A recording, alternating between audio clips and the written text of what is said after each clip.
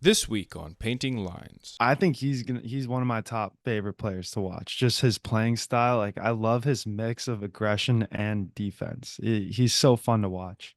It would be tough to go back to seeing Shelton as kind of a guy that has a high ranking and loses early. Welcome to the Painting Lines podcast, your one-stop shop for all things tennis. Join Erik and Aidan in their discussion for updates on news and pop culture, and from hot takes to betting, they've got you covered. Ready?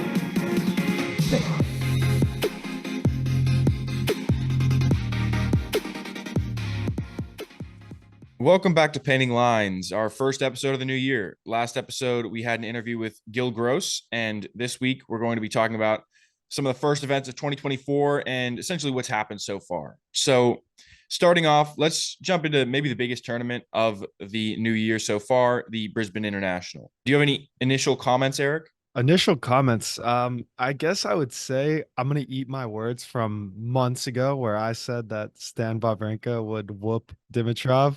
I completely take that back. I do not believe that. So giving you a little credit there. But no, other than that, I'm a little surprised. That's my initial reaction there with Brisbane. Yeah, I mean, since Rune was the one seed, I think he was probably expected to pull it off, but Dimitrov wasn't that much of a shock based on who was there. I think the shock aspect was that he was actually able to perform on where he was seated because he's probably been seated pretty highly in tournaments over the past 6 years since he's won a tournament, and he hasn't won any. So a good result for him. Definitely that was the headline of the tournament, was him winning. And kind of like Gil was talking about, he was really a player that kind of flew under the radar last year a little bit, and seems like he's building off that great play from last year and now is maybe looking to even improve more this year. And I'm just looking at this, wondering if this is going to be a resurgence for Dimitrov. Is he a player that could be a top 10, top 5 player even if he continues to play at this level? Ooh, top five's a little ambitious, but I could see top 10 for sure. Well, I think that he's right on the edge of top 10 right now. And you just have to look at whether he can actually take a step up from here. Because if he continues to play at this level, he's going to be a top 10 guy this year.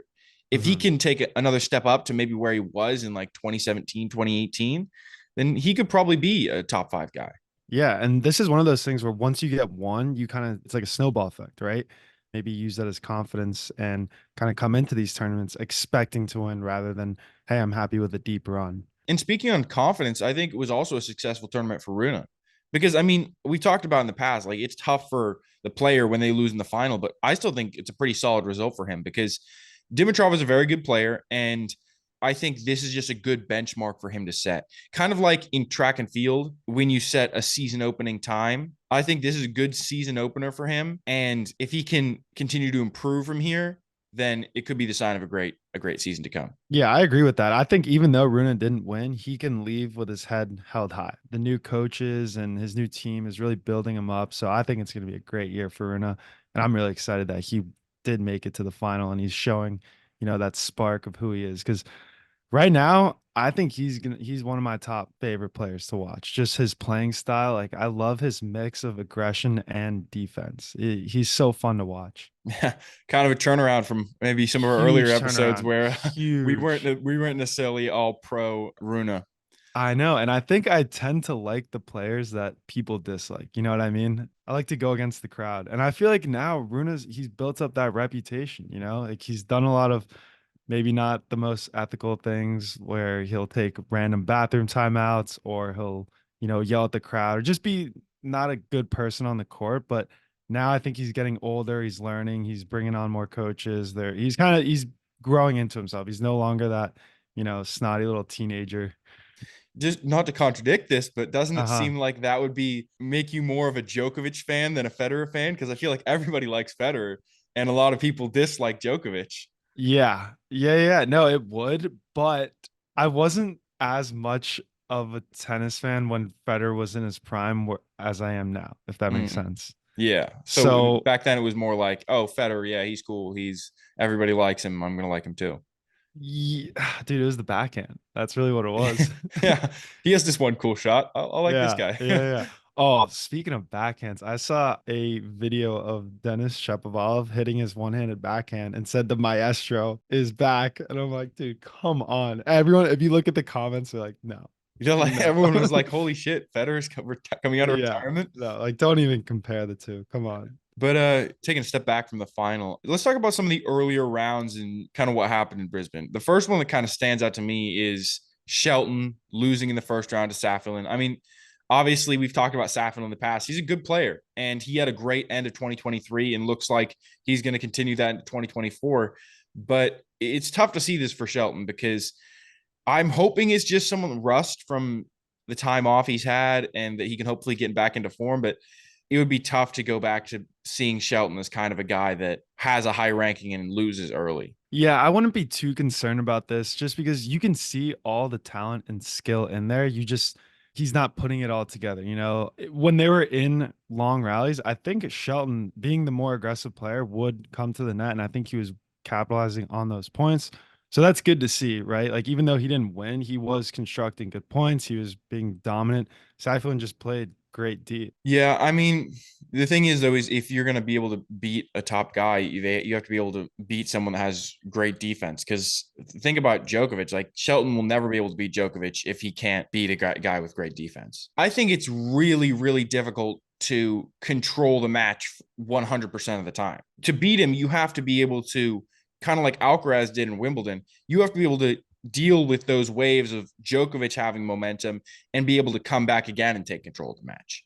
Right, right. So would you say that Shelton needs to change up his strategy when he plays someone like a Safin, like a Djokovic, where they are just kind of sitting back and playing D? Or can he still go with his aggressive form or his aggressive strategy? He probably can still go with his aggressive strategy to a point. What he needs to understand is that it's not going to work 100% of the time and not try to almost force being aggressive and just be aggressive when it's necessary. Then I think that'll be very helpful for him going forward. Okay, I'm gonna pose a pretty interesting question for you. So, would you say that there's a category of a player that's like extremely good, very talented, but also extremely beatable too? Like, look at Shelton, Rude, Rublev. These guys just come to mind where they're great players, but they're also really beatable. Or would you say this is just kind of a phase where they're younger and just kind of not fully developed? Like, you can chalk it up to that. I think that it's tough to categorize Shelton and Rublev in the same category because Shelton seems like a guy that is very much high highs and low lows. Whereas Rublev, I feel like the majority of the time is able to beat the guys he is expected to beat. Obviously, he has some bad results, like everybody does. But I think a lot of the time, Rublev beats the guys he's expected to beat and loses to guys he's expected to lose to. I think Shelton, some of the time, is almost the opposite. Lose to guys he's expected to blow out of the water and then beat some guy that you're like, oh, how did he do that? Like, Yeah, I don't think Rublev was the best example. I think you're right. I don't think they're compared, but I do think that there are great players that are also still very beatable. yeah, I think the category you're talking about is those guys that are wild card. I mean, a thing of a lower guy, you talk about like Morojan will lose to someone 300 in the world the week after he beat someone that was top 10. And so it's like, yeah, there are guys that I think it's just that inconsistency. And it definitely is just a sign probably of a young player. I mean, unless the guy is very old, in which case you're like, I guess this dude is just inconsistent. What about like a Struff or a Jari? Like people that have, they're very talented. Do you think they're capable of beating top players? Because we've seen them lose, obviously, to lower ranked players. They are beatable, but do they have that talent to beat a top 5 player? I think that's just we can't really know. Like they're like very solid top players, top 20, top 30 guys, but saying that they're able to beat someone like an Alcaraz, like a Djokovic, doesn't seem realistic at this point. I think American players, like in general, Fritz, Tiafo, Tommy Paul, those type of guys have talent. But when you're up against them, like if you're saying, "Oh, I got Tommy Paul in my draw," you're not worried, but he still has the skill to beat you. I think that doesn't necessarily have to do with the fact that they're American players. I think that's more the fact No, that it doesn't. I'm he's just top, thinking of he's like a them. top Yeah. 15 guy.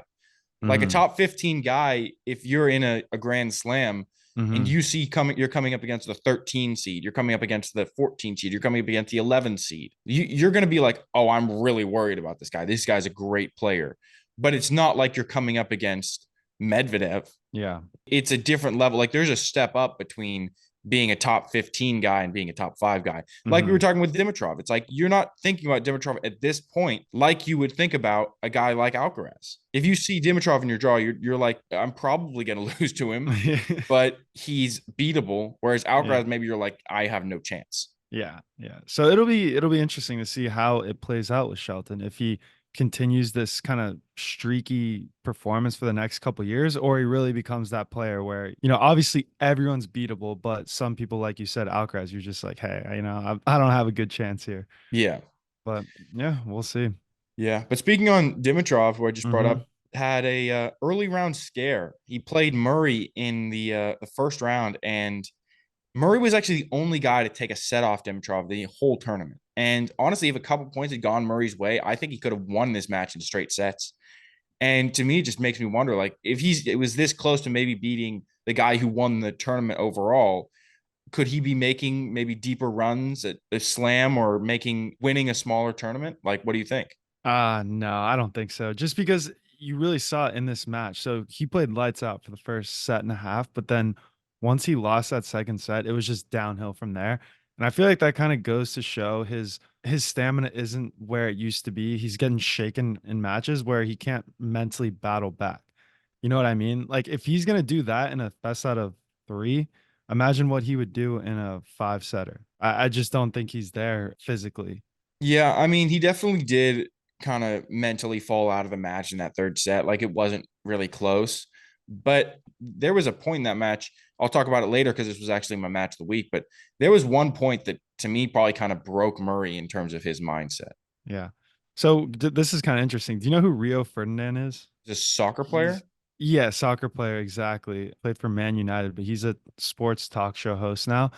And they actually were talking about Andy Murray, and he basically says that he kind of needs to hang it up. He goes, I've been there. Those injuries don't go away. They keep getting worse and coming back. I'm done with hearing Andy Murray is still trying. What is he trying for? He ain't got nothing else to prove. Murray's an absolute great. He's a warrior of the sport, winning Wimbledon twice. He was tops. When you think he was fighting against Rafael Nadal, Roger Federer, Novak Djokovic, he was amazing to win against those guys. So he's writing off Murray. He's saying that, this guy, why is he still playing when he has nothing else to prove? He already proved that he is one of the greats. So just hang it up. Well, what do you think about that? Well, I mean, then That's why did Nadal even come back? The reason the people that have nothing to prove keep playing is because they like playing the sport. They like competing at the highest level. hmm I don't think it has anything to do with having to prove something. I hmm think for Murray, it's like he's played tennis his whole life and he still knows that he can play tennis at the level of, even though it's not the same level he used to play, which is a Yeah. best player in the world level, he can still play at a top 50 level, top 40 level, which is an elite level player. Some people play their whole lives and never get to that level. So he's still playing because he still feels like he has more to give to the sport, even if it isn't necessarily winning these massive tournaments. I agree with you. There is more to the sport. There's more to playing. Like it's a career, it's a lifestyle. It's not just about winning. But I can see where he's coming from, where it comes to the point where when you're doing it, is this fun anymore? Like, is it still fun to get knocked out in early rounds? Well, I mean, is it still fun to have a competitive match with Dimitrov in this tournament? Like, I Hmm. think it's probably still worth it to him. But I mean, I just brought up Nadal. He Yeah. had a very eventful tournament. Obviously, it was his first tournament back from injury. Beat Team in the first round, and I thought he looked pretty good. And then he actually dominated Kubler in the second round. And then he comes up against Thompson and just couldn't finish him off. He had 3 match points, couldn't close him out, and then ends up getting injured in the third set and actually has to pull out of the Australian Open. The worst case scenario, it seems like, for Nadal. I think the only positive sign is from this is that it's a different injury from what he was recovering from. But that's also maybe a negative sign because it's like his entire body's falling apart. It's not just the one spot that was hurt. Yeah. I think on the injury side of things, your body's nursing one injury, which is trying to compensate for a different thing. And then other injuries start to happen. And then they just pile up. And yeah, unfortunately, this was a heartbreaker because he was moving so well in those first two matches. He looked tip top shape. I even texted you about it.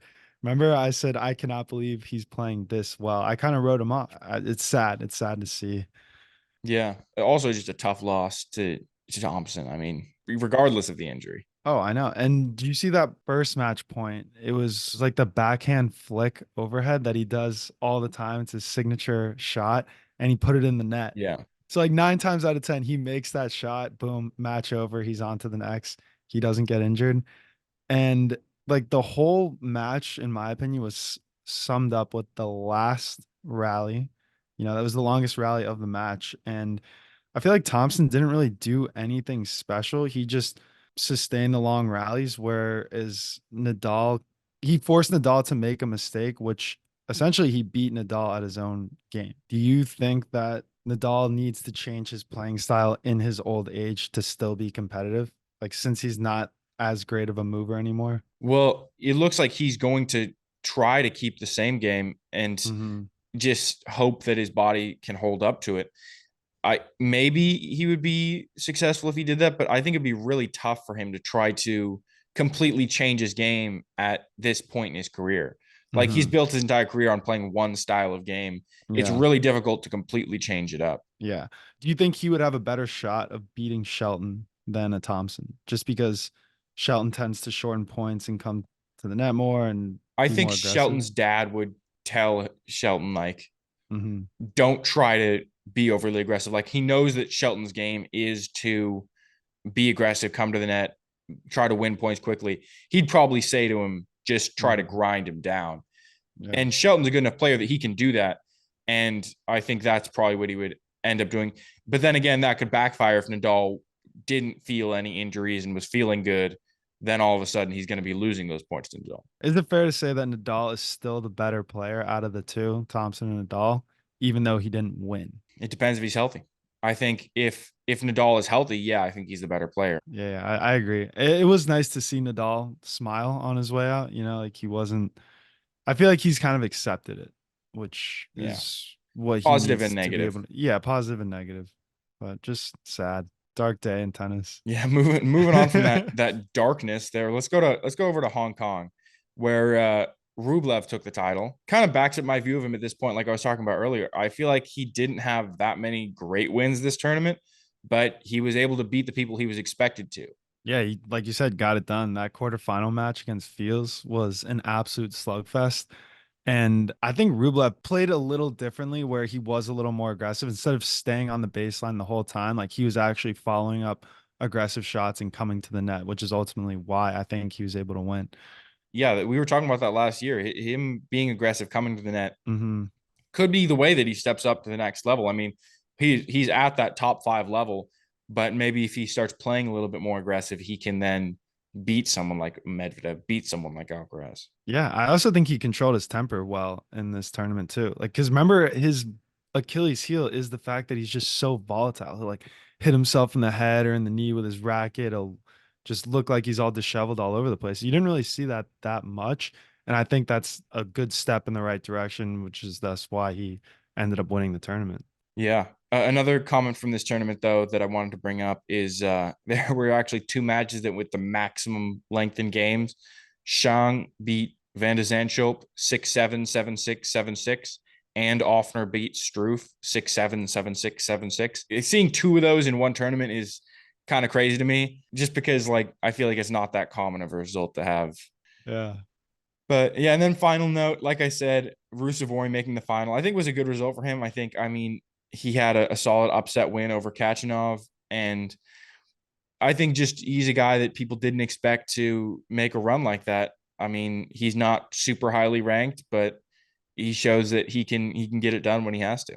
Yeah, no, good for Rusevori because I don't think we'll see him break out, but this was definitely a tournament where he puts his name on the map. He like comes in with more confidence to the Australian Open. Maybe we'll see a deeper run, but I still wouldn't expect a whole lot from Rusevori. Like I don't think he's, top caliber. Yeah, I think it's just a good job for him Hmm. because you're in a tournament where you're not playing against all of the top guys, and it's just an opportunity for him to do something like this.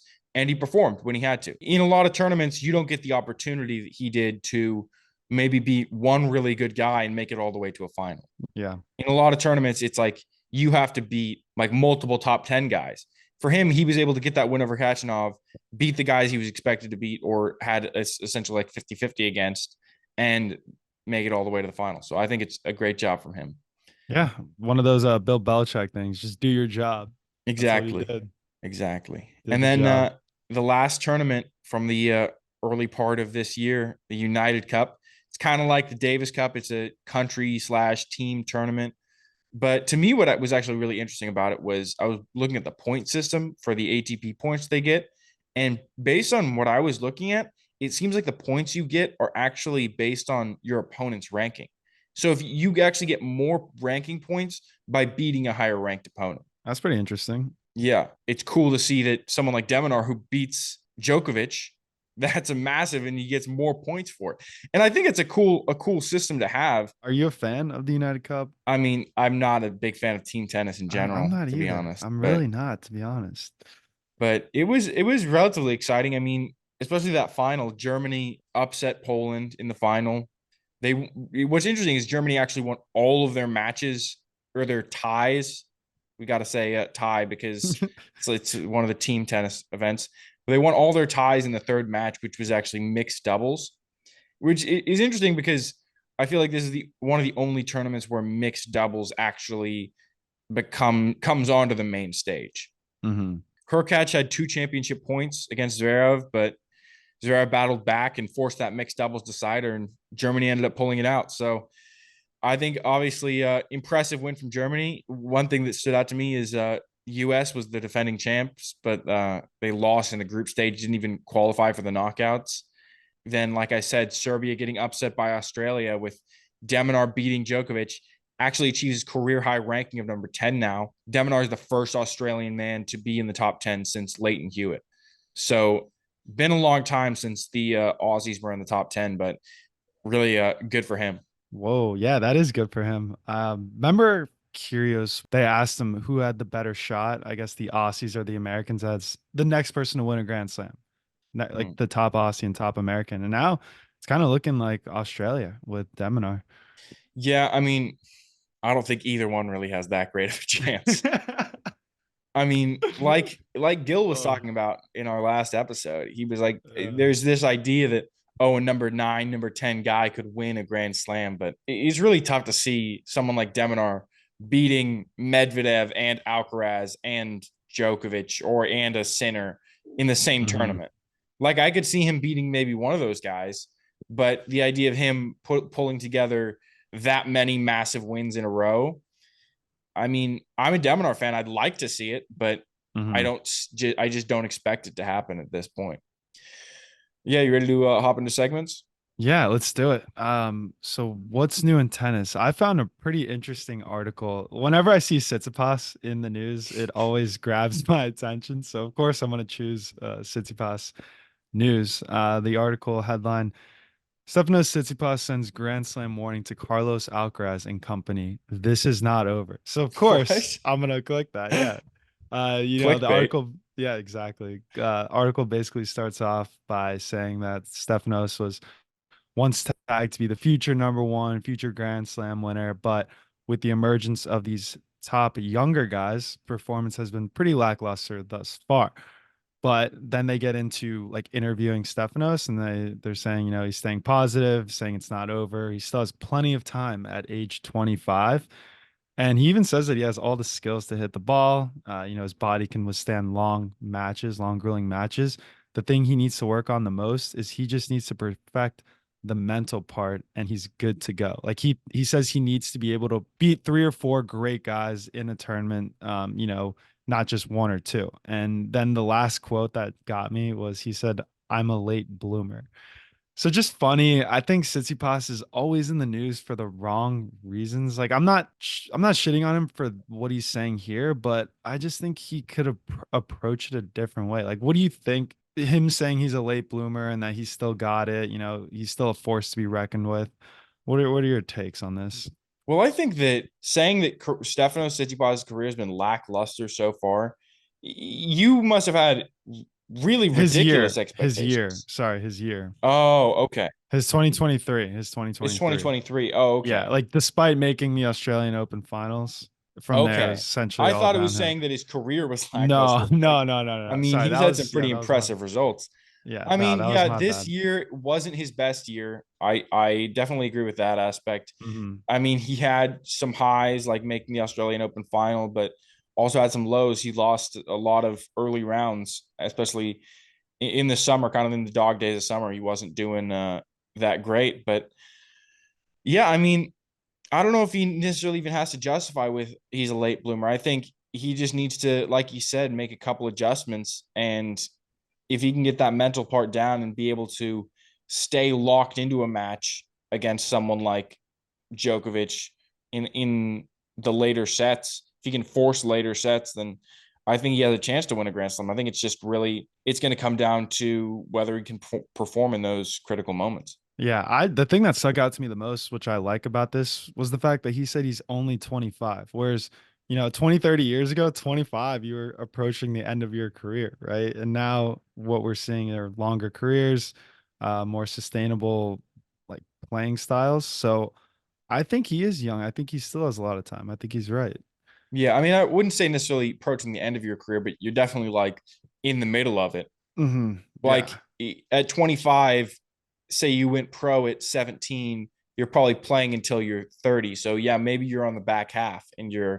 you Back have half, 5 years back to half. go and you're 8 years in. Now 25, you're 8 years in and you're probably playing until you're 35, 36. So you're Hmm. still maybe on the front half. Right. What is your news of the week? Or what'd you Uh, see? my what's new was the ATP announcing their schedule regulations for the Australian Open. And one of the things they're enforcing is only 2 matches in the evening rather than 3. And the idea is that they're going to have less matches going past midnight. But this is one of those things where I think it's smart for players, but it's kind of tough for the tournament because Grand Slams, I mean, they have day passes and night passes. And so this just makes the value of that night pass significantly less valuable. The premier matchup is usually in that evening slot, but people are just not going to value 2 matches as much as they're going to value, oh, I get to see 7 matches if I go to the day pass. Like, I just think it's not great for the tournament because it's just going to lower the prices of their tickets for them. But it is good for players. I think obviously it's tough to have these matches that are going to like 3 a.m. for these guys and then saying, okay, yeah, you have to be out back here in like 16 Hmm. hours back on court. Yeah, I agree with you. There's good and bad. I think the good is that they're actually concerned about the players and looking out for them. But yeah, the bad for the fans. I think so they're adding an extra match during the day. I Or didn't like read how are that they gonna make the I didn't logistics? read that explicitly, but yeah, Uh-huh. exactly. That's another thing. Like, are they going to have something like Wimbledon where it's everybody's just hitting the curfew? Like, how often did that happen Yeah. this last year? I mean, think about that Murray versus Tsitsipas match hits the curfew and you have to come back out the next day and keep playing. That's Mhm. just a weird thing for the momentum, a weird thing just for the match overall. So I think it's just an odd thing that they're going to have to deal with. Yeah, so it'll be like the primetime women's match and primetime men's match, I'm That's assuming. my understanding. Yeah. Yeah. Yeah, that'll be interesting. I guess we'll see how it plays out and then Yeah. maybe hopefully the other tournaments don't follow it. Yeah. We'll see. We'll see. Yeah. How about bet of the week? What'd you go for this week? Ooh, so this one was a tough one. I ended up going with Tommy Paul. Tommy Paul, Jack Draper over 2.5 sets plus 140. So for Tommy to win, he's minus 140, and for Jack to win plus 110. I wanted to take either side, but I'm just not confident enough to. I do think Tommy Paul will win, but I'm not confident enough to take him outright. So to me, this over 2.5 sets is kind of like a hedge because my rationale is if Jack Draper wins, he's winning in 3 sets. Like, I don't think he's good enough to take it in two, but I also think he's good enough to force it to push this match 2, 3 sets with Tommy Paul and Tommy ultimately winning. So that's mine right there. I think plus 140 are pretty good odds for over 2.5 sets. Yeah. I mean, I get the rationale. I think that Hmm. Tommy Paul straight up would have been a reasonable bet too. I think Draper is a good player, but I think Tommy definitely is the favorite there. Hmm. Yeah. Well, who are you taking? I'm going for Musetti plus 115 over Thompson. To me, I mean, it just seems like a pretty easy bet. I mean, Musetti, higher ranked guy. I think he's just a better player overall. And to me, I think that odds makers are probably giving Thompson a little bit of a momentum aspect because obviously had a pretty good run in Brisbane and beat Nadal. But I think Musetti's just going to outclass him in this match. And the fact that he's the underdog is good odds to me. Yeah, I saw Musetti's going to be a father. He's a couple months away, so Good for him. I don't know, that little extra push right there. Yeah, maybe. But then again, it could be maybe a distraction as well. Ooh, yeah, good point. Good point. How about a match of the week? Match of the week. So my match of the week was Jari outlasting Arnaldi 6-7, 7-6, 6-4. This was in Adelaide. So these two had played in Beijing at the end of 2023 and Jari won. So I'm not gonna say there's a rivalry, but it was still fresh, you know. So Arnaldi's probably coming in hot, and he did. He took the first set in a tight tiebreaker. And then the second set also went into a tiebreaker, but Jari ended up winning that. Arnaldi actually had a match point too. Couldn't close it out. But the match was just crazy because both players showed their true athleticism. Like Jari, I did not know that he could move like he did. Arnaldi, he just kind of looked like Deminar out there. He was flying around, very athletic guy. And then Jari ended up winning, and I've never seen that much emotion from Jari. I feel like he's a very stoic, calm player, but he was letting it out at the match. And that's what I love to see. This match just kind of had it all, the back and forth, the drama, the match points that weren't capitalized on, and then, like I said, the emotions. So great match. Definitely recommend checking out the highlights if you haven't. Yeah. Impressive to come back too from being down a set. That tiebreak has got to be so stressful in that second set when your opponent is a few points away from winning the match, and then you're able to take it and then take that third set. Got to be makes sense that the emotion is yet there. Yeah, exactly. All right, what was your match of the week? I mean, like I mentioned earlier, Dimitrov beating Murray 4-6, 7-5, 6-2. I think it was just a very solid match in terms of quality overall. But like I said, that point that really stood out to me was there was a break point in that second set that Murray had to force it, I think, to a tiebreak. And Dimitrov hit an overhead from the baseline, put it on the line on Murray's side for a clean winner. And I just think that's a point that's just a morale breaker for Murray. Like, that was probably the turning point in the match, just because it's so tough to have your opponent hit a shot that really doesn't seem like a reasonable shot and turns out it's a clean winner. Just a tough turn for Murray. It's kind of funny because I like both of these guys, but it seems like I often end up choosing a Murray match for my match of the week because I really like watching his matches, but a lot of the time he ends up losing those matches. So feels kind of bad for Murray, but I think it was a great match. Yeah, that shot was crazy. And you can tell once Dimitrov hit it, he just kind of looked around like, holy shit. Did I really that just hit happen? That? Yeah, exactly. It's kind of lucky. I think he should have given him a little courtesy wave. Yeah. Sorry. But it wasn't like I just smoked it. Yeah. That'd be like so you hit an ace and you're like, sorry, dude, my serve is just too good. Yeah. No, that's true. Damn. Good match. All right, and that's the show. If you're not already subscribed, go ahead and hit that subscribe button. You can find us on Instagram, TikTok, YouTube at Painting Lines Podcast. Feel free to shoot us a DM or email us any questions or thoughts at paintinglinespodcast@gmail.com.